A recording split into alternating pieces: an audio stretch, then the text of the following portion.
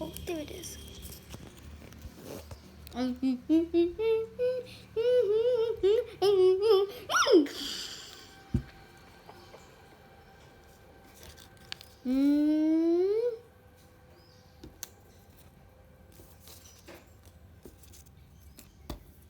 So Topam Hatt had a Tongas to this very meeting spot, much to his confusion.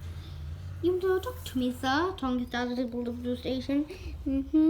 Now, Tongas, this isn't easy for me to tell you. The times are changing. It is hardly efficient to keep age broken down locomotive like your son on the previous century maintained.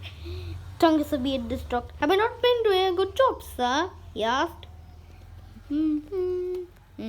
The beast controller pondered for a moment before answering. You know what, Tongas? It's fine. Forget I said anything. We had been preparing a special surprise for you for being just a splendid worker. Really? Oh, what a fantastic day, Tongas exclaimed with glee.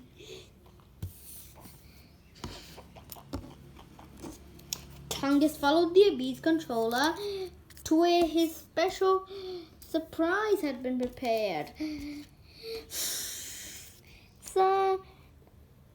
Sir, I hated to pry, but this looks more like a giant, massive, rabulous living tissue than a special surprise! Tongas fingers were so tangled over the flesh bead. Your surprise is early retirement and subsequent resolution to glorious mass.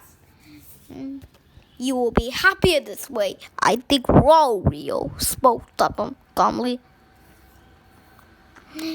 Tongas switched all the way over the edge into simulating.